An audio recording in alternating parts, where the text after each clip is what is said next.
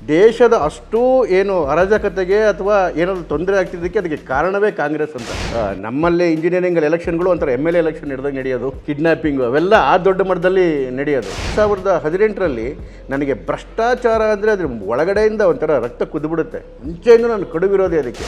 ಯಾವುದೇ god father ಇಲ್ಲದೆ ಬಂದಿರತಕ್ಕಂತಹ ನಮ್ಮನ್ನು ಕೂಡ ಪಕ್ಷ ಗುರ್ತಿಸಿ ಇಷ್ಟೊಂದು ಗೌರವ ಮನ್ನಣೆ ನೀಡುತ್ತೆ ಅಂತ ಹೇಳಿದ್ರೆ ಅದಕ್ಕೆ ನಿಜವಾಗ್ಲೂ ಭಾರತೀಯ ಜನತಾ ಪಕ್ಷಕ್ಕೆ ನಾನು ಅಭಾರಿಯಾಗಿದೆ. ಈ ಭ್ರಷ್ಟಾಚಾರವನ್ನು ನಿರ್ಮೂಲನೆ ಮಾಡಲೇಬೇಕು, ಅದರಿಂದನೇ ದೇಶ ಉದ್ಧಾರ ಆಗ್ತಕ್ಕಂಥದ್ದು ಅನ್ನೋದು ಅದು ಯಾಕೋ ಮೊದಲಿಂದ ನನ್ನ ಮನಸ್ಸೊಳಗಡೆಗೆ ಬಂದ್ಬಿಟ್ಟಿದೆ ನನಗೆ.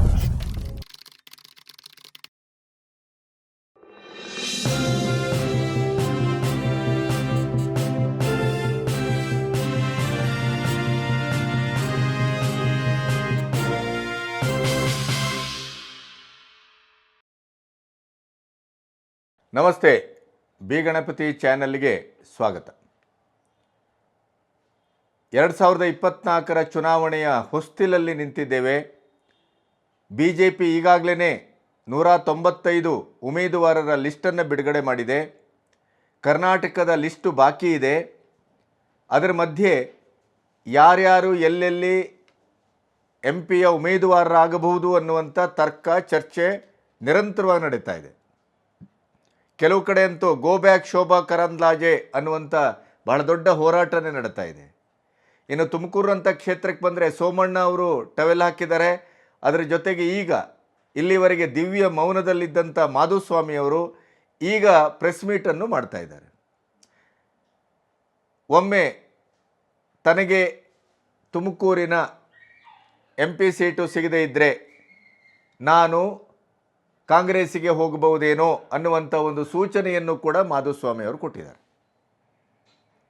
BJPಯ ಉಮೇದುವಾರಿಕೆಯ ಪಟ್ಟಿ ಬಿಡುಗಡೆ ಆಗುವಲ್ಲಿವರೆಗೆ ನನ್ನನ್ನು ಏನೂ ಕೇಳಬೇಡಿ, ಆ ನಂತರ ನಿಮ್ಮ ಹತ್ರ ಮಾತಾಡ್ತೇನೆ ಅಂತ ಅವ್ರು ಹೇಳ್ತಾ ಇದ್ದಾರೆ.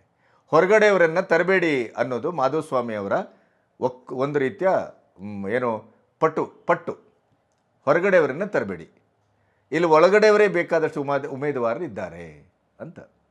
ಈ ಹಿನ್ನೆಲೆಯಲ್ಲಿ ಒಂದು ಹೊಸ ಉಮೇದುವಾರಿಕೆಯ ಹೆಸರು ಕೇಳಿಬರ್ತಾ ಇದೆ. ಅವರು ನಿಮಗೆ ಯಾರಿಗೂ ಅಪರಿಚಿತರೇನೂ ಅಲ್ಲ. ಯಾಕೆಂತಂದರೆ HN ಚಂದ್ರಶೇಖರ್ ಯಾವುದೇ ಟಿವಿಯನ್ನು ಯಾವುದೇ ಸಬ್ಜೆಕ್ಟಿನ ಮೇಲೆ ಎಷ್ಟೊತ್ತಿಗಾದರೂ ನೋಡಿ ಅಲ್ಲಿ BJPಯ ವಕ್ತಾರಿಕೆಯನ್ನು HN ಚಂದ್ರಶೇಖರ್ ಅವರು ಮಾಡ್ತಾರೆ.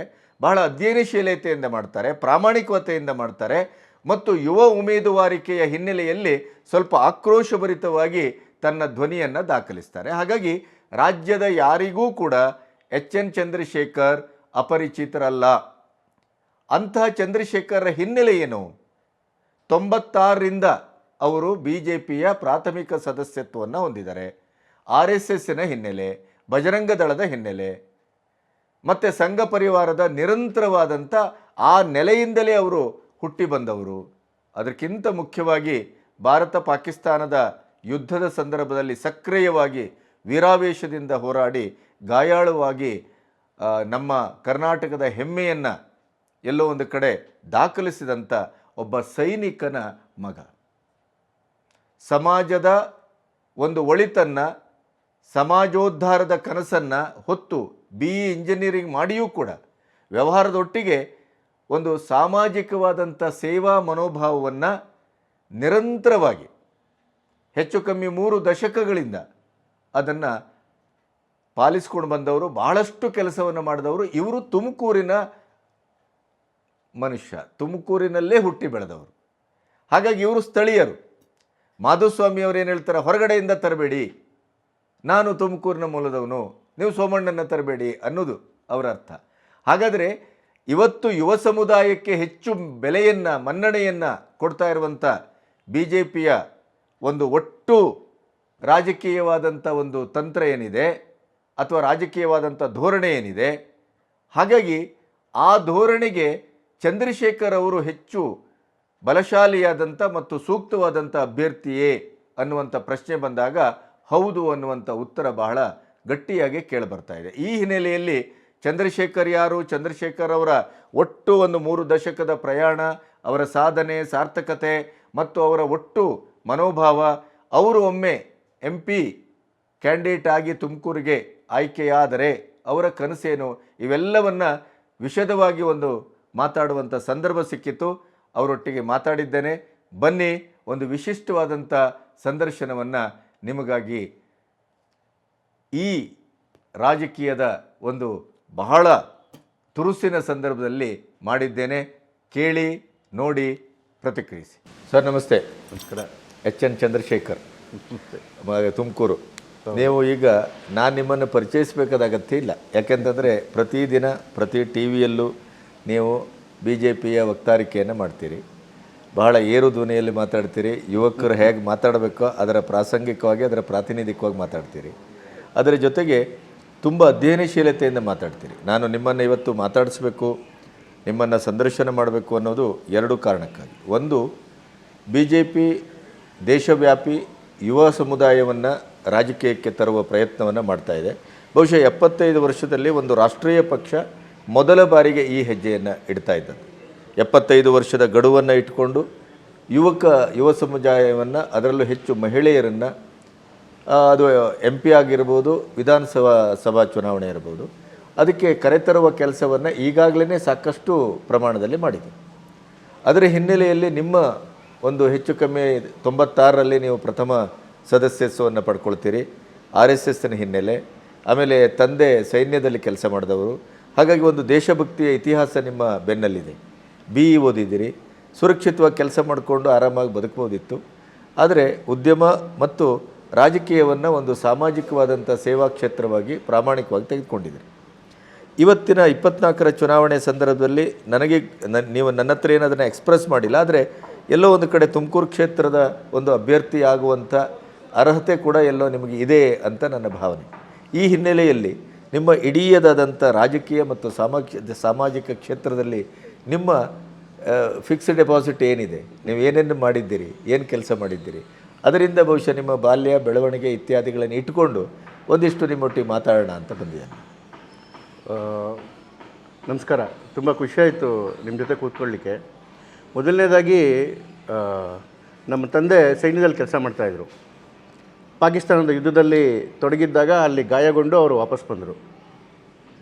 ನಾವು ಬಾಲ್ಯದಿಂದ ಇದ್ದಾಗ್ಲೂ ನಮಗೆ ಬರೀ ಆ ಯುದ್ಧದ ಕಥೆಗಳು, ಯುದ್ಧ ಹೇಗಿರುತ್ತೆ, ಪ್ರಾಣದ ಹಂಗೆ ಇಲ್ಲದೆ ಯಾವ ರೀತಿ ಸೈನಿಕರು ಕೆಲಸ ಮಾಡ್ತಾರೆ, ಆ ಹೋರಾಟಗಳು ಹೇಗಿರುತ್ತೆ ಅಂತೇಳಿ ನಮಗೆ ಬೇರೆ ಎಲ್ಲ ಕಥೆಗಳಿಗಿಂತ ಯುದ್ಧದ ಕಥೆ ಕೇಳೋದಕ್ಕೇ ಒಂದು ಭಾಳ ಚೆನ್ನಾಗಿ ಇಂಟ್ರೆಸ್ಟ್ ಇರ್ತಕ್ಕಂಥದ್ದು. ಮತ್ತು ಅವರು ಕೂಡ ಅದನ್ನೇ ಹೆಚ್ಚು ಹೆಚ್ಚು ಹೇಳ್ತಾ ಬರ್ತಿದ್ರು. ಬರ್ತಾ ನಮ್ಮಲ್ಲಿ ಏನಾಗೋಯ್ತು ಅಂತೇಳಿ, ನಮ್ಮಲ್ಲಿ ಇಡೀ ಮನೆಯ ವಾತಾವರಣವೇ ಒಂದು ದೇಶದ ಬಗ್ಗೆ ಚಿಂತನೆ ಮಾಡ್ತಕ್ಕಂಥದ್ದು, ದೇಶದ ಬಗ್ಗೆ, ಹೋರಾಟಗಳ ಬಗ್ಗೆ ಹೆಂಗೇಗಿರ್ತದೆ ಅಂತಕ್ಕಂಥದ್ದು, ಇದೇ ಚಿಂತನೆ ನಮ್ಮ ಮನೆಯಲ್ಲಿ ಪರಿಸರವೇ ಆ ಥರ ಇತ್ತು. ಎರಡನೇದು ಅವ್ರ ದೊಡ್ಡ ಪ್ರಭಾವ ನನಗಾಗಿದೆ ಅಂತ ಹೇಳಿದ್ರೆ, ಅವರು ಬಲವಾಗಿ ನಂಬಿದರು ದೇಶದ ಅಷ್ಟೂ ಏನು ಅರಾಜಕತೆಗೆ ಅಥವಾ ಏನಾದರೂ ತೊಂದರೆ ಆಗ್ತಿದ್ದಕ್ಕೆ ಅದಕ್ಕೆ ಕಾರಣವೇ ಕಾಂಗ್ರೆಸ್ ಅಂತ. ಅವ್ರಿಗೆ ಯಾಕೆ ಅವ್ರು ಸೈನ್ಯದಲ್ಲಿದ್ದಾಗಲೇ ಅವ್ರಿಗೆ ಏನೇನೋ ಕಹಿ ಅನುಭವ ಆಗಿತ್ತು ಏನೋ ಗೊತ್ತಿಲ್ಲ, ಇಲ್ಲಿವರೆಗೂ ನಾನು ಕೇಳಿಲ್ಲ. ಆದರೆ ಯಾವಾಗಲೂ ಅವರು ಈ ದೇಶಕ್ಕೆ ಮಾರಕ ಕಾಂಗ್ರೆಸ್ ಅನ್ನೋದು ಅವರ ಭಾವನೆ ಆಗಿತ್ತು. ಹಾಗಾಗಿ ನಮಗೆ ಆ ಕಾಂಗ್ರೆಸ್ನ ಕರಾಳ ರೂಪ ಕೂಡ ನಮಗೆ ಚಿಕ್ಕಂದಿನಿಂದನೇ ಬಂದ್ಬಿಡ್ತು. ಜೊತೆಗೆ ನಮ್ಮ ತಂದೆ ಒಳ್ಳೆ ವಾಗ್ಮಿ ಆಗಿದ್ದರು, ಒಳ್ಳೆ ಭಾಷಣಕಾರರಾಗಿದ್ದರು. ಇವತ್ತು ಕೂಡ ಈ ವಯಸ್ಸಲ್ಲೂ ಕೂಡ ವಾಲಂಟಿಯರಿಯಾಗಿ ಪ್ರತಿ ಹೈಸ್ಕೂಲ್ಗಳಿಗೆ ಮತ್ತು PU ಕಾಲೇಜ್ಗಳಿಗೆ ಹೋಗಿ ಸೈನ್ಯದ ಬಗ್ಗೆ ಮಾತಾಡಿಕೊಂಡು ಸೈನ್ಯ ಹೇಗೆ ಸೇರಬೇಕು, ಯಾಕೆಂದರೆ ನಮ್ಮ ಭಾಗದಲ್ಲಿ ಸೈನ್ಯ ಸೇರ್ತಕ್ಕಂಥ ಪರಿಪಾಠವೇ ಇಲ್ಲ. ತುಮಕೂರು ಭಾಗದಲ್ಲಿ ಪ್ರತಿ ಕಾಲೇಜ್ಗಳಿಗೆ ಹೋಗಿ ಇವರು ಸೈನ್ಯವನ್ನು ಹೇಗೆ ಸೇರಬೇಕು, ಅದಕ್ಕಿರ್ತಕ್ಕಂಥ ಮೊಡಾಲಿಟೀಸ್ ಏನು, ಸೇರಿದರೆ ಏನೇನು ಅನುಕೂಲ ಆಗುತ್ತೆ, ಇಂಥದ್ರ ಬಗ್ಗೆ ಅವರೇ ವಾಲಂಟಿಯರಾಗಿ ಹೇಳಿಕೊಂಡು ಸುಮಾರು ನನ್ನಂದಾಜು ಒಂದು 600ಕ್ಕಿಂತ ಹೆಚ್ಚು ಜನ ಇಲ್ಲಿವರೆಗೂ ಅವರಿಂದ ಪ್ರೇರಿತರಾಗಿ ಸೈನಿಕ ಸೇರಿದ್ದಾರೆ. ಇದು ಒಂದು ಒಳ್ಳೆಯ ವಾತಾವರಣ ಕೊಡ್ತು. ಜೊತೆಗೆ ನನಗೆ ನಮ್ಮ ತಾಯಿ ಕೂಡ ಶಿಕ್ಷಕಿಯಾಗಿದ್ದರು. ಒಂದು ಮನೆಯಲ್ಲಿ ಒಂದು ಒಳ್ಳೆಯ ಅಂತ ಒಂದು ವಾತಾವರಣ, ಸುಸಂಸ್ಕೃತವಾದ ವಾತಾವರಣ. ಜೊತೆಗೆ ಚಿಕ್ಕಂದಿಂದನೂ ನನಗೆ ಈ ಥರ ಏನು ಆರ್ಗನೈಸೇಷನ್ ಮಾಡಿಕೊಂಡು ಹುಡುಗರನ್ನೆಲ್ಲ ಸೇರಿಸ್ಕೊಂಡು ಪುಟ್ಟ ಸಣ್ಣ ಶಾಲೆನಲ್ಲೇ ಪ್ರತಿ ಇದರಲ್ಲೂ ನಾನೇ ಮಾನಿಟರ್ ಆಗಿರ್ತಿದ್ದೆ. ಅದಾದಮೇಲೆ ಹೈಸ್ಕೂಲಿಗೆ ಬಂದಾಗಲೂ ಎಲೆಕ್ಷನ್ಗಳು, ಚುನಾವಣೆಗಳಲ್ಲೇ ಬಂದಿದ್ದೆ. ಅದೇ ಇಂಜಿನಿಯರಿಂಗಲ್ಲೂ ಕೂಡ ಅದೇ ಕಂಟಿನ್ಯೂ ಆಯಿತು. ಎಲ್ಲ ನಮ್ಮ ನಮ್ಮಲ್ಲೇ ಇಂಜಿನಿಯರಿಂಗಲ್ಲಿ ಎಲೆಕ್ಷನ್ಗಳು ಒಂಥರ MLA ಎಲೆಕ್ಷನ್ ಹಿಡ್ದಂಗೆ ನಡೆಯೋದು, ಕಿಡ್ನ್ಯಾಪಿಂಗು ಅವೆಲ್ಲ ಆ ದೊಡ್ಡ ಮಟ್ಟದಲ್ಲಿ ನಡೆಯೋದು. ಅದರಲ್ಲೂ ಕೂಡ ನಾನು ಎಲೆಕ್ಷನಲ್ಲಿ ಭಾಗವಹಿಸ್ಕೊಂಡು ಜಯಿಸ್ಕೊಂಡು ವಿದ್ಯಾರ್ಥಿ ದಶೆಯಲ್ಲೇ ಬಂದಿದ್ದೆ. ಅದಾದ ಮೇಲೆ ನನಗೆ ಅದೇನೋ ಮುಂಚೆಯಿಂದನೂ ಇಂಜಿನಿಯರಿಂಗ್ ಮುಗಿದ ಮೇಲೆ ಕೆಲಸಕ್ಕೆ ಹೋಗಬೇಕು ಅಂತ ಯಾವತ್ತೂ ಅನಿಸೇ ಇರಲಿಲ್ಲ. ಬಾಲ್ಯದಿಂದನೂ ನಾನು RSS ಶಾಖೆಗಳಲ್ಲಿ ಬೆಳ್ಕೊಂಬಂದವನು. ದೇಶದ ಬಗ್ಗೆ ತುಡಿತ ನನಗೇ ಗೊತ್ತಿಲ್ಲದಂಗೆ ಅದು ಒಳಗಡೆಯಿಂದ ಇದಾಗ್ತಾಯಿತ್ತು. ಮತ್ತು ಜೊತೆಗೆ ಯಾವಾಗಲೂ ಸಾಮಾಜಿಕ ಕಾರ್ಯಗಳಲ್ಲಿ ತೊಡಗಿಸ್ಕೋಬೇಕು ಅನ್ನೋದು ಒಂದು ಹುಚ್ಚು ಕೂಡ ವಿಪರೀತ ಇತ್ತು. ಆ ಸಂಘದ ಏನು ಒಂದು ಮೌಲ್ಯಯುತ ಶಿಕ್ಷಣ ನನಗೆ ಭಾಳ ನನ್ನನ್ನು ರೆಡಿ ಮಾಡ್ತು ಅಂತಲೂ ಹೇಳ್ಬೋದು. ಇದಾದ ಮೇಲೆ ನಂದು ಸ್ವಂತ ಉದ್ಯೋಗಗಳನ್ನ ಸ್ಟಾರ್ಟ್ ಮಾಡಿದೆ, ಉದ್ಯಮಿಗಳನ್ನು ಶುರು ಮಾಡಿದೆ. ಅದಾದಮೇಲೆ ನಮ್ಮ ಏನು ತುಮಕೂರು ಭಾಗದಲ್ಲಿ ಇರ್ತಕ್ಕಂತಹ ಏನು ವೀರಶೈವರು ತುಂಬ ಜಾಸ್ತಿ ಇದರಲ್ಲಿ ವೀರಶೈವ ಮಹಾಸಭಾದ ಯುವ ಘಟಕದ ಜಿಲ್ಲಾಧ್ಯಕ್ಷ ಆಗಿದೆ, 2 ಬಾರಿ ಕೆಲಸ ಮಾಡಿದೆ. ರೋಟರಿ ಕ್ಲಬ್ ಪ್ರೆಸಿಡೆಂಟ್ ಆಗಿದೆ, ಚೇಂಬರ್ ಆಫ್ ಕಾಮರ್ಸಲ್ಲಿ ಇದ್ದೀನಿ. ಹೀಗೆ ಎಲ್ಲ ಸಮಾಜಮುಖಿ ಕಾರ್ಯಗಳಲ್ಲೂ ಕೂಡ ನನ್ನನ್ನು ನಾನು ತೊಡಗಿಸ್ಕೊಂಡು ಹೋಗ್ತೀನಿ. ರಾಷ್ಟ್ರೀಯ ಮಟ್ಟದಲ್ಲೂ ಕೆಲಸ ಮಾಡಿದಿರಿ. ಹೌದು. ಜೊತೆಗೆ ಇದರಲ್ಲಿ ಏನು 2018ರಲ್ಲಿ ನನಗೆ ಭ್ರಷ್ಟಾಚಾರ ಅಂದರೆ ಅದ್ರ ಒಳಗಡೆಯಿಂದ ಒಂಥರ ರಕ್ತ ಕುದ್ದುಬಿಡುತ್ತೆ. ಮುಂಚೆಯಿಂದ ನಾನು ಕಡು ವಿರೋಧಿ ಅದಕ್ಕೆ. ಸೇ ನೋ ಟು ಕರಪ್ಷನ್ ಅಂಥೇಳಿ ಒಂದು ಅಭಿಯಾನ ಶುರು ಮಾಡಿದ್ವಿ 2018ರಲ್ಲಿ ತುಮಕೂರಲ್ಲಿ. ಏನಂತ ಹೇಳಿದ್ರೆ ಪ್ರತಿ ವಾರಕ್ಕೆ ಒಂದು ದಿವಸ ಸೋಮವಾರ ಪ್ರತಿ ಆಫೀಸ್ಗಳ ಮುಂದೆ ಹೋಗಿ ಅಲ್ಲಿರ್ತಕ್ಕಂಥ ಜನಗಳನ್ನೆಲ್ಲ ಕನ್ವಿನ್ಸ್ ಮಾಡಿ, ಒಳಗಡೆ ಇರ್ತಕ್ಕಂಥ ಅಫಿಷಿಯಲ್ಗಳು ಕನ್ವಿನ್ಸ್ ಮಾಡಿ ಒಂದು ಏನೋ ಅವತ್ತು ಪ್ರಮಾಣ ಮಾಡೋದು, ಇವತ್ತು ನಾವು ಲಂಚ ತೊಗೊಳೋದಿಲ್ಲ, ಇವತ್ತು ನಾವು ಲಂಚ ಕೊಡೋದಿಲ್ಲ ಅಂಥೇಳಿ. ಜನ ಬರೋರಿಗೆ ಆಫೀಸರ್ಗಳು ಕೆಲವರು ಬರ್ತಿರ್ಲಿಲ್ಲ, ಕೆಲವರು ಬಂದು ನಿಂತ್ಕೊಂಡು ಇದು ಮಾಡೋರು. ಬಟ್ ಒಂದು ಒಳ್ಳೆಯ ವಾತಾವರಣವೂ ನಿರ್ಮಾಣ ಆಗ್ತಿತ್ತು. ಈ ರೀತಿಯಲ್ಲಿ ಭ್ರಷ್ಟಾಚಾರವನ್ನು ನಿರ್ಮೂಲನೆ ಮಾಡಲೇಬೇಕು, ಅದರಿಂದನೇ ದೇಶ ಉದ್ಧಾರ ಆಗ್ತಕ್ಕಂಥದ್ದು ಅನ್ನೋದು ಅದು ಯಾಕೋ ಮೊದಲಿಂದ ನನ್ನ ಮನಸ್ಸೊಳಗಡೆಗೆ ಬಂದುಬಿಟ್ಟಿದೆ ನನಗೆ. ಅದ್ರ ಜೊತೆಗೆ ಹೋರಾಟಗಳು ಕಂಟಿನ್ಯೂಸ್ ಆಗಿ ನಡೀತು. ಜೊತೆಗೆ ಯುವಕರ ಸಮೂಹ ಯಾವಾಗಲೂ ನನ್ನ ಎಲ್ಲ ಕಾರ್ಯಗಳಲ್ಲೂ ಯುವಕರ ಸಮೂಹ ನನ್ನ ಜೊತೆ ನಿಂತ್ಕೊಂಡಿರ್ತಕ್ಕಂಥದ್ದು. ಬಜರಂಗ ದಳದ ಜಿಲ್ಲಾ ಸಂಚಾಲಕ ಆಗಿದೆ. ತುಮಕೂರು ಜಿಲ್ಲೆಯಲ್ಲಿ ಲವ್ ಜಿಹಾದ್ ವಿಪರೀತ ಆದಾಗ ಸಂಘ ನನಗೆ ಸೂಚನೆ ಕೊಡ್ತು. ಆಗ ಬಜರಂಗ ದಳ ನಿಂತೋಗಿತ್ತು, ಮತ್ತೆ ಶುರು ಮಾಡಿ ಅಂತೇಳಿ ಬಜರಂಗ ದಳ ಶುರು ಮಾಡಿದೆ. 31 ಘಟಕಗಳನ್ನ ಮಾಡಿದೆ, ಎಲ್ಲ ಹೋಬಳಿಗಳಲ್ಲಿ ಘಟಕಗಳಾಯಿತು. ಇದರಿಂದ ಒಂದು ದೊಡ್ಡ ಹಿಂದೂ ಅಲೆ ತುಮಕೂರು ಜಿಲ್ಲೆಯಲ್ಲಿ ಪಸರಿಸ್ತು. ವೀರಶೈವ ಮಹಾಸಭಾದ ಜಿಲ್ಲಾಧ್ಯಕ್ಷ ಆಗಿದ್ದಾಗ ಸುಮಾರು 47 ಘಟಕಗಳನ್ನ ಮಾಡಿದ್ದೆ. ಪ್ರತಿ ಗ್ರಾಮ ಪಂಚಾಯತಿನಲ್ಲೂ ನಮಗೆ ಹುಡುಗರು ಸಿಕ್ಕಿದ್ರು. ಈ ಕಾರಣಗಳಿಂದ ಈ ಬಜರಂಗ ದಳ ಮತ್ತು ವೀರಶೈವ ಮಹಾಸಭೆ ಇವೆರಡರ ಒಡನಾಟದಿಂದ ನನಗೆ ಅತಿ ಹೆಚ್ಚು ಯುವಕರ ಸಂಪರ್ಕ ಸಿಕ್ತು. ಯಾವುದೇ ಸಾಮಾಜಿಕ ಚಟುವಟಿಕೆ ಮಾಡೋದಕ್ಕೂ ಕೂಡ ನನಗೆ ಒಂದು ದೊಡ್ಡ ಮಟ್ಟದಲ್ಲಿ ಯುವಕರ ಪ್ರೋತ್ಸಾಹ ಸಿಗ್ತಿತ್ತು. ಇವತ್ತೂ ನಾನೇನಾದರೂ ಅತಿ ಹೆಚ್ಚು ಸಂಪಾದನೆ ಮಾಡಿದ್ದೀನಿ ಅಂತ ಹೇಳಿದ್ರೆ ಆ ಯುವಕರ ಪ್ರೀತಿ ಮತ್ತು ಜನರ ಪ್ರೀತಿ. ಜೊತೆಗೆ ನಾನು 1996ರಲ್ಲೇ ನಾನು ಆಗಿನ್ನೂ ಕಾಲೇಜಲ್ಲಿದ್ದಾಗಲೇ ಎಲೆಕ್ಷನ್ಗಳು ಹೋಗ್ತಾಯಿದ್ವಿ. ಯಾರು ಮಲ್ಲಿಕಾರ್ಜುನಯ್ಯನವರು ಕಂಟೆಸ್ಟ್ ಮಾಡ್ತಾಯಿದ್ರು, ಆಗ ಎಲೆಕ್ಷನಲ್ಲಿ ತೊಡಗಿಸ್ಕೊತಾ ಇದ್ವಿ. 2008ರಿಂದ ಅಧಿಕೃತವಾಗಿ ನಾನು ಪದಾಧಿಕಾರಿಯಾಗಿ ನಾನು ಯುವ ಮೋರ್ಚಾ ಪದಾಧಿಕಾರಿ ಆದೆ. ಅದಾದಮೇಲೆ ತಾಲೂಕಿನ ಪ್ರಧಾನ ಕಾರ್ಯದರ್ಶಿ ಆದೆ. ಅದಾದಮೇಲೆ ಜಿಲ್ಲಾ ಕಾರ್ಯದರ್ಶಿ ಆದೆ, ಜಿಲ್ಲಾ ಮಾಧ್ಯಮ ಪ್ರಮುಖ ಮತ್ತು ವಕ್ತಾರನಾದೆ. ಅದಾದಮೇಲೆ ಜಿಲ್ಲಾ ಉಪಾಧ್ಯಕ್ಷ ಆದೆ. ಅದಾದಮೇಲೆ ರಾಜ್ಯದ ಪ್ಯಾನಲಿಸ್ಟ್ ಆದೆ. ಈಗ ರಾಜ್ಯದ ಅಧಿಕೃತ ವಕ್ತಾರನಾಗಿ ನನ್ನ ಜವಾಬ್ದಾರಿ ನಿರ್ವಹಿಸ್ತಾ ಇದ್ದೀನಿ. ಯಾವುದೇ ಗಾಡ್ ಫಾದರ್ ಇಲ್ಲದೆ ಬಂದಿರತಕ್ಕಂತಹ ನಮ್ಮನ್ನು ಕೂಡ ಪಕ್ಷ ಗುರುತಿಸಿ ಇಷ್ಟೊಂದು ಗೌರವ ಮನ್ನಣೆ ನೀಡುತ್ತೆ ಅಂತ ಹೇಳಿದ್ರೆ ಅದಕ್ಕೆ ನಿಜವಾಗ್ಲೂ ಭಾರತೀಯ ಜನತಾ ಪಕ್ಷಕ್ಕೆ ನಾನು ಆಭಾರಿಯಾಗಿದ್ದೇನೆ. ಭಾರತೀಯ ಜನತಾ ಪಾರ್ಟಿಯಲ್ಲಿ ಅದು ಪ್ರಾಸಂಗಿಕವಾಗಿ ಒಂದು ರೀತಿಯ ಗ್ರಾಸ್ ರೂಟ್ ಲೆವೆಲಲ್ಲಿ ಅದೇ ಮನೋಭಾವ ಇದೆಯಾ, ಅಥವಾ ಕುಟುಂಬ ರಾಜಕಾರಣದ ಮತ್ತು ರಾಜಕೀಯಕ್ಕೆ ಅಂತಲೇ ಕೆಲವು ಬೇರೆ ಬೇರೆ ಶಾರ್ಟ್ಕಟ್ಗಳೆಲ್ಲ ಇದೆ, ಆ ಥರದ ಪದ್ಧತಿಗಳು ಕಾಂಗ್ರೆಸ್ಸು ಮತ್ತು ಇತ್ಯಾದಿಗಳಲ್ಲಿ ಇದೆ ಅಂತ ನಾವು ಅದನ್ನು ಭಾಳ ಸ್ಪಷ್ಟವಾಗಿ ನೋಡಿದ್ದೇವೆ. ಅದು ಕಣ್ಣಿಗೆ ಕಾಣ್ತಾ ಇದೆ ಕೂಡ. ಆದರೆ ನಿಮ್ಮಂಥ ಒಬ್ಬ ಒಂದು ಯಾವುದೇ ರಾಜಕೀಯದ ಸಂಪರ್ಕ ಇಲ್ಲದೇ, ಯಾವುದೇ ರಾಜಕೀಯದ ಒಂದು ಪ್ರಭಾವಿ ದಾರಿಗಳಿಲ್ಲದೇ, ಸಮಾಜ, ಕಲ್ಚರು, ಸಂಸ್ಕೃತಿ, ಯುವ ಸಮುದಾಯ ಮತ್ತು ಏನೋ ಸಮಾಜಮುಖಿಯಾಗಿ ಒಂದಿಷ್ಟು ಕೆಲಸ ಮಾಡಬೇಕು ಅನ್ನುವಂಥ ಒಳ ತುಡಿತ, ಅದಷ್ಟೇ ನಿಮ್ಮ ಬಂಡವಾಳವನ್ನು ಇಟ್ಟುಕೊಂಡು ಇವತ್ತು ರಾಜ್ಯದ ಇಡೀ BJP ಪಕ್ಷದ ಒಂದು ವಕ್ತಾರಿಕೆಯನ್ನು ನೀವು ಮಾಧ್ಯಮಗಳಲ್ಲಿ ಇವತ್ತು ಭಾಳ ಸಮರ್ಥವಾಗಿ ನಿರ್ವಹಿಸುವ ಮಟ್ಟಕ್ಕೆ 96 ಅಂದರೆ ಹೆಚ್ಚು ಕಮ್ಮಿ 2.25 ದಶಕದ ಒಂದು ನಿರಂತರವಾದ ಹೋರಾಟ, ಅಷ್ಟಕ್ಕೆ ನಿಮಗೆ ಇಂಥ ಒಂದು ಉನ್ನತ ಸ್ಥಾನಕ್ಕೆ ಬಂದು ಜನರನ್ನು ನೀವು ಮುಖಾಮುಖಿ ಆಗಲಿಕ್ಕೆ ಸಾಧ್ಯ ಆಗುತ್ತೆ ಅಂತಾದರೆ ಪ್ರಾಯಶಃ BJPಯಲ್ಲಿ ಅಂಥ ಒಂದು ವಾತಾವರಣ ಇದೆ ಅಂತ ನಾವು ನಂಬಬಹುದಾ? ಖಂಡಿತ. ಬೇರೆ ಯಾವ ಪಕ್ಷಗಳಲ್ಲೂ ನಾವು ನೋಡ್ತಾ ಇದ್ದೇವೆ, ನನ್ನ ಸ್ನೇಹಿತರು ಬೇರೆ ಪಕ್ಷದಲ್ಲಿದ್ದಾರೆ. ಆದರೆ BJPನಲ್ಲಿ ಮಾತ್ರ ಯಾವ ಥರ ವಾತಾವರಣ ಇದೆ ಅಂತ ಹೇಳಿದ್ರೆ, ನನಗೊಬ್ಬರು ಹಿರಿಯರು ಒಂದು ಮಾತಾಡಿದರು, ಯಾವಾಗಲೂ ಕಾಣದ ಕಣ್ಣುಗಳು ನಿಮ್ಮನ್ನು ನೋಡ್ತಾ ಇರುತ್ತೆ. ನೀವು ಮಾಡ್ತಿರ್ತಕ್ಕಂಥ ಕೆಲಸವನ್ನು ನೀವೆಷ್ಟು ಕೆಲಸ ಮಾಡಿ, ಕಾಣದ ಕಣ್ಣುಗಳು ನನ್ನ ಕಣ್ಣಿಗೆ ಕಾಣಲ್ಲ. ಒಂಥರ ನಮ್ಮ ಕಣ್ಣಿಗೆ ಕಾಣಲ್ಲ. ನಾವೆಷ್ಟು ಕೆಲಸ ಮಾಡ್ತೀವಿ ನಮಗೂ ಎಲ್ಲೋ ಅನಿಸ್ಬಿಡುತ್ತೆ, ಇಷ್ಟೊಂದು ಕೆಲಸ ಮಾಡ್ತಿದ್ದೀನಪ್ಪ, ಯಾರೂ ನಮಗೆ ಗುರುತಿಸ್ತಿಲ್ಲ ಅಂತೇಳಿ. ಆದರೆ BJPಯ ಕಾಣದ ಕಣ್ಣುಗಳು ನೋಡ್ತಲೇ ಇರ್ತೇವೆ ಅದನ್ನು. ಅದೆಲ್ಲೋ ಒಂದು ಕಡೆಗೆ ರೆಕಾರ್ಡ್ ಆಗ್ತಲೇ ಇರುತ್ತೆ. ನಾನು ಘಂಟಾಘೋಷವಾಗಿ ಹೇಳ್ತೀನಿ, ಯಾವುದೇ ಒಬ್ಬ ಕಾರ್ಯಕರ್ತ ನಾನು ಅತಿ ಹೆಚ್ಚು ಕೆಲಸ ಮಾಡಿದ್ದೀನಿ, ನನ್ನ ಗುರುತಿಸಿಲ್ಲ ಅಂತ ಹೇಳ್ತಕ್ಕಂಥ ಚಾನ್ಸೇ ಇಲ್ಲ BJPನಲ್ಲಿ. ಚಾನ್ಸೇ ಇಲ್ಲ. ಅದಕ್ಕೆ ಜ್ವಲಂತ ಉದಾಹರಣೆನೇ ನಾವು ಮಾಡ್ತಕ್ಕಂಥ ಅಷ್ಟೂ ಕೆಲಸಗಳಿಗೆ ನಮಗೆ ಮನ್ನಣೆ ಸಿಗುತ್ತೆ. ನಮ್ಮಲ್ಲಿ ಏನಾದರೂ ವಿದ್ವತ್ತಿದ್ದರೆ ಅಥವಾ ನಮ್ಮಲ್ಲೇನೋ ಪ್ರತಿಭೆ ಇದ್ದರೆ ಆ ಪ್ರತಿಭೆಯನ್ನು ಹೊರಹೊಮ್ಮಿಸ್ತಕ್ಕಂತಹ ಏನು ಅವಕಾಶಗಳು ಅತಿ ಹೆಚ್ಚಿರ್ತಕ್ಕಂಥದ್ದು ಬಿ ಜೆ ಪಿನಲ್ಲಿ. ಆ ವಿಷಯಕ್ಕೆ ತುಂಬ ಖುಷಿಯಾಗುತ್ತೆ ನಮಗೆ ಬಿ ಜೆ ಪಿ. ನೀವು ಈ ಹಂತಕ್ಕೆ ಬರಬೇಕಾದರೆ ಬಿ ಜೆ ಪಿ ನಿಮ್ಮನ್ನು ಎಲ್ಲೆಲ್ಲಿ ಹೇಗೆ ಗುರುತಿಸಿತು, ಅದಕ್ಕೆ ಕಾರಣಗಳೇನು?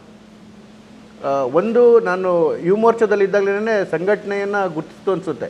ಹಾಗಾಗಿ ಕೇವಲ ನಾನು ಪದಾಧಿಕಾರಿಯಾಗಿ 2ನೇ ವರ್ಷದಲ್ಲೇ ನಾನು ಜಿಲ್ಲಾ ಕಾರ್ಯದರ್ಶಿಯಾಗಿ ಗುರುತಿಸ್ತು. ತುಂಬ ದೊಡ್ಡ ಹುದ್ದೆ, ಒಂದು ಜಿಲ್ಲೆಗೆ ಕಾರ್ಯದರ್ಶಿ ಆಗಬೇಕಾಗಿರ್ತಕ್ಕಂಥದ್ದು. ಜಿಲ್ಲಾ ಕಾರ್ಯದರ್ಶಿ ಆಯಿತು. ಆಮೇಲೆ ನನ್ನ ವಕ್ತಾರಿಕೆ ಬಹುಶಃ ನನಗಿಂತ ಮುಂಚೆ ಪಕ್ಷಕ್ಕೆ ಗುರುತಿಸ್ತು ಅನಿಸುತ್ತೆ. 2013ರಲ್ಲೇ ನಾನು ಜಿಲ್ಲಾ ವಕ್ತಾರನಾಗಿ ನನ್ನನ್ನು ಆಯ್ಕೆ ಮಾಡ್ತು. ಜಿಲ್ಲಾ ಮಾಧ್ಯಮ ಪ್ರಮುಖ ಆಗಿದೆ. ಅದಾದಮೇಲೆ ಏನು ನಮ್ಮ ಸಂಘದ ವಿವಿಧ ವೇದಿಕೆಗಳಲ್ಲಿ ನಾನು ಈ ಥರದಲ್ಲಿ ಭಾಷಣಗಳನ್ನು ಮಾಡ್ತಾಯಿದ್ದೆ. ಬಜರಂಗ ದಳಕ್ಕೆ ಬಂದ ಮೇಲೆ ಅದು ನನಗೇನಾಯ್ತು ಅಂದರೆ ಬಿ ಜೆ ಪಿಯಿಂದ ಮತ್ತೆ ನಾನು ಸಂಘಕ್ಕೆ ಬಂದು ಮತ್ತೆ ತಿರ್ಗಿ ವಾಪಸ್ಸು ಬಿ ಜೆ ಪಿಗೆ ಬರೋ ಪ್ರಸಂಗ ನಿರ್ಮಾಣ ಆಯಿತು ಮಧ್ಯದಲ್ಲಿ 2016ರಿಂದ 19ರವರೆಗೆ. ಸರಿ, ನಾನು ಬಜರಂಗ ದಳದ ಜಿಲ್ಲಾ ಸಂಚಾಲಕ ಇದ್ದಾಗಂತೂ ನನಗೆ ಅತ್ಯುತ್ತಮವಾದ ವೇದಿಕೆ ಸಿಕ್ತು. ಏನು ಒಂದು ಯುವಕರನ್ನ ಸಂಘಟಿಸ್ತಕ್ಕಂಥದ್ದು, ಮತ್ತೊಂದು ಏನು ನಮ್ಮ ಸಮಾಜದ ಪಿಡುಗಳಿದೆ, ಅದು ಲವ್ ಜಿಹಾದ್ ಇರ್ಬೋದು, ಗೋಹತ್ಯೆ ಇರ್ಬೋದು, ಮತ್ತು ಮತಾಂತರ ಇರ್ಬೋದು, ಇದರ ಜೊತೆಗೆ ನೇರವಾಗಿ ಹೋರಾಟ ಮಾಡ್ತಕ್ಕಂಥ ಅವಕಾಶ ಸಿಕ್ಬಿಡ್ತು. ನೇರವಾಗಿ ಹೋರಾಟ, ಘರ್ಷಣೆಗಳು. ನಮ್ಮ ಸರ್ಕಾರ ಬೇರೆ ಇರಲಿಲ್ಲ ಆಗ, ಸಿದ್ದರಾಮಯ್ಯ ಸರ್ಕಾರ ಇತ್ತು, ಅದಾದಮೇಲೆ ಸಮ್ಮಿಶ್ರ ಸರ್ಕಾರ ಇತ್ತು. ಈ ಸಂದರ್ಭದಲ್ಲಿ ಪೊಲೀಸ್ನವ್ರ ಜೊತೆ ಸಂಘರ್ಷಗಳು, ಇವೆಲ್ಲವೂ ಏನು ಮಾಡ್ತು, ನಮ್ಮ ಒಳಗಡೆ ಇರ್ತಕ್ಕಂಥ ಒಬ್ಬ ಹೋರಾಟಗಾರನ ಪರಿಪಕ್ವವಾಗಿ ಮಾಡ್ತು. ಆ ಹೋರಾಟದ ದನಿನೇ ಬಹುಶಃ ನನ್ನ ದನಿಯಾಗಿ ಇವತ್ತು ಆಚೆ ಬರ್ತಾ ಇರೋದು ಅನಿಸುತ್ತೆ. ಯಾವುದಾದ್ರು ಒಂದು ವಿಚಾರದಲ್ಲಿ ಗಟ್ಟಿಯಾಗಿ ಏನಾದರೂ ಹೇಳಬೇಕಂತ ಹೇಳಿದ್ರೆ, ಖಂಡಿಸಬೇಕಾದ್ರೆ ಆ ಹೋರಾಟದ ಕಿಚ್ಚೆ ನಮಗೆ ಅದು ಇವತ್ತು ಕೂಡ ಅದು ಆ ಫೈರೇ ಆಚೆ ಕಡೆ ಬರೋದು ಅನ್ನೋದು ನನ್ನ ಭಾವನೆ. ಇದನ್ನು ಭಾಳ ಬೇಗ ಗುರ್ತಿಸಿ ನನಗೆ ಅದಕ್ಕೊಂದು ಕಾಯಕಲ್ಪ ಮಾಡಿ ಅದಕ್ಕೊಂದು ಮೂರ್ತಿ ರೂಪ ಕೊಟ್ಟಿದ್ದು B J P. State panellist ಮಾಡ್ತು. ಬಹುಶಃ ಬೆಂಗಳೂರು ನಗರದವ್ರಿಗೇನೇ ಅತಿ ಹೆಚ್ಚು ಪ್ರಾಮುಖ್ಯತೆ ಇರುತ್ತೆ. ಯಾಕೆ ಅಂತ ಹೇಳಿದ್ರೆ ಬೇಗ ಅಕ್ಸೆಸಿಬಿಲಿಟಿ ಇರ್ತಾರೆ, ಅದು ಸಹಜ ಕೂಡ. ನಾವು ಆಚೆ ಕಡೆಯಿಂದ ಬಂದವ್ರನ್ನೂ ಕೂಡ ಗುರುತಿಸಿ ಒಂದು ರಾಜ್ಯ ಮಟ್ಟದ ಒಂದು ಪ್ಯಾನಲಿಸ್ಟ್ ಆಗಿ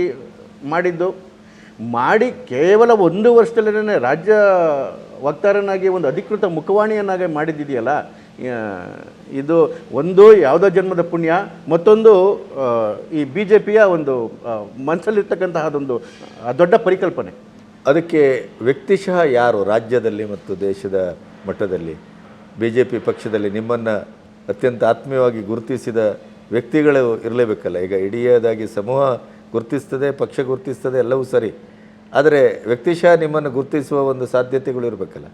ಇಲ್ಲ, ಆ ವಿಚಾರದಲ್ಲಿ ನಾನು ಸ್ವಲ್ಪ ಅದೃಷ್ಟವಂತನೇ ಅನಿಸ್ಬೋದು. ಯಾಕೆಂದರೆ ಯಡಿಯೂರಪ್ಪನವ್ರಿಗೂ ನನ್ನ ಮೇಲೆ ವಿಶೇಷ ಪ್ರೀತಿ, ವಿಜಯೇಂದ್ರವ್ರಿಗೂ ಒಳ್ಳೆಯ ಅಭಿಮಾನ ಇದೆ.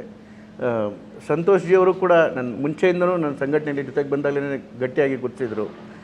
ಹಿಂದೆ ಇದ್ದಂಥ ಅರುಣ್ ಜಿ ಅವರು, ಈಗಿರ್ತಕ್ಕಂಥ ರಾಜೇಶ್ ಜಿ ಅವರು ನಮ್ಮಲ್ಲಿ ವಿಭಾಗ ಪ್ರಚಾರಕರಾಗಿ 3 ವರ್ಷ ನಮ್ಮ ಕೆಲಸ ಮಾಡ್ತಾರೆ ತುಮಕೂರಲ್ಲಿ.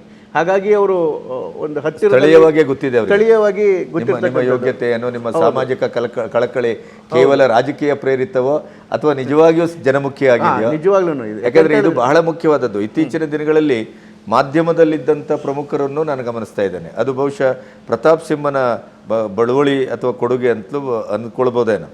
ಅಂದರೆ ಒಂದಿಷ್ಟು ಬಿ ಜೆ ಪಿಯ ನೆಲೆಯಲ್ಲಿ ರಾಷ್ಟ್ರೀಯತೆ ಮತ್ತು ರಾಷ್ಟ್ರೀಯ ಅಖಂಡತೆ ಮತ್ತು ಧರ್ಮ, ಸನಾತನ ಧರ್ಮ, ಹಿಂದುತ್ವ, ಈ ವಕ್ತಾರಿಕೆಯನ್ನು ಮಾಡಿಕೊಂಡು ಬರೋರನ್ನೆಲ್ಲರನ್ನು ನಾವು ಸಂಶಯದಿಂದ ನೋಡುವ ಪರಿಸ್ಥಿತಿ ಬಂದಿದೆ ಇವತ್ತು ಮಾಧ್ಯಮದಲ್ಲಿ.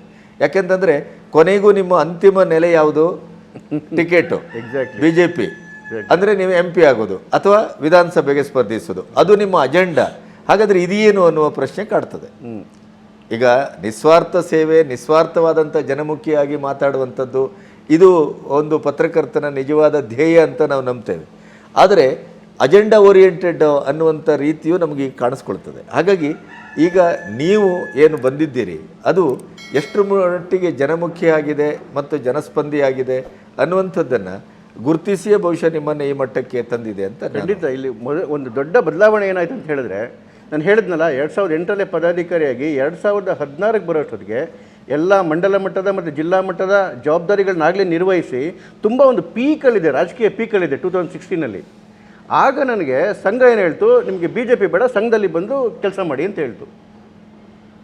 ಅದೇನಂತ ಹೇಳಿದ್ರೆ, ನೀವು ಬಿ ಜೆ ಪಿ ಬಿಟ್ಟು ಮತ್ತೆ ವಾಪಸ್ ಸಂಘಕ್ಕೆ ಹೋಗೋದು ನಿಮ್ದು ಎಲ್ಲ ನಿಮ್ಮ ಇಲ್ಲಿವರೆಗೂ ಮಾಡಿರ್ತಕ್ಕಂಥ ಎಲ್ಲ ಪರಿಶ್ರಮವನ್ನು ನೀರಲ್ಲಿ ಹೋಮ ನೀರಲ್ಲಿ ಹೋಮ ಮಾಡಿ ಹೋಗೋ ಥರದೇ. ಆದರೆ ನನಗೆ ಸಂಘ ಯಾಕೆ ಹೇಳ್ತು ಅಂತ ಗೊತ್ತಿಲ್ಲ, ಆದರೆ ನಾನು ಒಂದು ಕ್ಷಣನೂ ಕೂಡ ಯೋಚನೆ ಮಾಡಲಿಲ್ಲ ಇದರಿಂದ ನನಗೆ ನನ್ನ ಲೈಫಲ್ಲಿ ನನ್ನ ಪೊಲಿಟಿಕಲ್ ಏನು ನನ್ನ ಫ್ಯೂಚರ್ಗೆ ತೊಂದರೆ ಆಗುತ್ತೆ ಅಂತನಾಗಲಿ ಅಥವಾ ಏನು ಯೋಚನೆ ಮಾಡಲಿಲ್ಲ. ಸಂಘ ಹೇಳ್ತಾ ಇದೆ ಎಸ್ ಸರಿ ಅಂತೇಳಿ ನಾನು BJP ಬಿಡ ಸೀದಾ ನಾನು ಸಂಘಕ್ಕೆ ಹೋದೆ. ಅದು ನಿಮ್ಮ ಆತ್ಮ ಪರೀಕ್ಷೆ ಇರ್ಬೋದು ಅದು.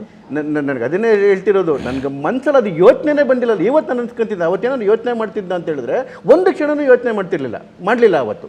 ಸಂಘ ಹೇಳ್ತು ನೀವು ಬಂದು ಸಂಘದಲ್ಲಿ ಕೆಲಸ ಮಾಡಬೇಕು, ನಿಮಗೆ ಕೆಲಸ ಇದೆ ಅಂತ ಹೇಳಿ ತಕ್ಷಣ ಬಿಟ್ಟೆ ಬಂದೆ.